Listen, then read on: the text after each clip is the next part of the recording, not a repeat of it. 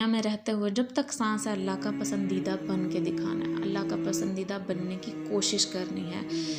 کوشش جو ہے اللہ کو پسند ہے، یعنی کہ ہم ایک کام میں لگے ہوئے ہیں لیکن اندر رکاوٹیں بھی آ جاتی ہیں، چونکہ انسان کمزور ہے،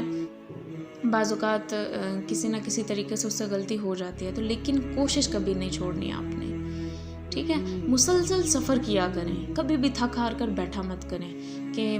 میرے سے یہ والا کام اگر میں شروع کیا تھا تو میرے سے اس میں استقامت نہیں رہی، جیسے میں نے نماز شروع کی تھی تو کیا ہے کہ مجھ سے استقامت سے 5 نمازیں نہیں پڑھی جا رہی یا میں مکمل نماز نہیں پڑھ پا رہی، تو آپ نے کیا کرنا ہے؟ آپ نے تھک ہار نہیں جانا کہ میں تو وہ ہوں کہ جس سے کچھ ہو نہیں سکتا، میں یہ ٹاسک مکمل نہیں کر سکتی، ایسے نہ کیا کریں۔ بیٹھ کر ہمت چھوڑ کر بیٹھ جانے والی مت بنے، آپ نے کیا کرنا ہے؟ تسلسل سے ایک کام کرنا ہے، خود کو گھسیٹ کے لے جانا پڑے نا ٹیب کی طرف تو لے کے جائیں، خود کو وضو کروائیں اور کھڑے ہو جائیں، نماز کی جگہ پہ کھڑے ہو جانا ہے آپ نے،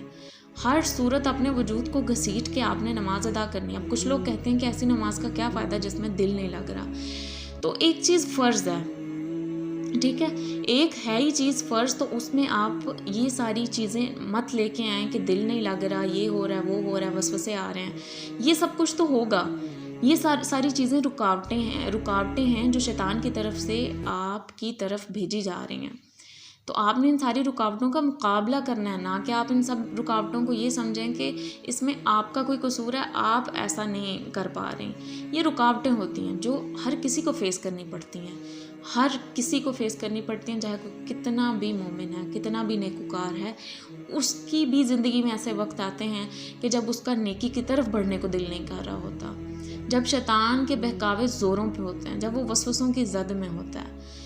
تو اس کا بھی ایمان ڈاؤن جاتا ہے۔ ایسا تو نہیں کہ جو نیکوکار ہوتے ہیں آل دا ٹائم ان کا جو ایمان کا لیول ہوتا ہے وہ پیک پہ ہوتا ہے، ہر کسی پہ ایسے حالات آتے ہیں، اور آپ اگر کسی کو ایسے مقام پہ دیکھیں کہ جہاں پہ آپ کو دیکھ کے رشک آئے کہ بھائی یہ کتنی استقامت والی بندی ہے، یہ کتنی اچھی بندی ہے، تو آپ کیا جانیں کہ اس نے پتہ نہیں کتنی اسٹرگل کر کے وہ یہاں تک پہنچی ہے۔ تو لوگوں کو صرف وہ نظر آ رہا ہوتا ہے جب انسان سکسیسفل ہو جاتا ہے یا اس پوائنٹ پہ ہوتا ہے، تو ان کو لگ رہا ہوتا ہے کہ اس کے لیے تو سب کچھ آسان ہے، اس کے لیے تو کائنات کو آسان کیا گیا ہے۔ ایسا نہیں ہوتا، کسی کی اسٹرگل کو آپ نہیں جانتے۔ اب مجھے بہت ساری لڑکیوں کے ایسے میسیجز آتے ہیں کہ ہم آپ کی طرح بننا چاہتے ہیں، نور آپ دعا کریں ہم آپ کی طرح بن جائیں، جیسے آپ بولتی ہیں، جیسے آپ کام کرتی ہیں دین کا وغیرہ وغیرہ، لیکن کوئی میری اسٹرگل کو نہیں جانتا،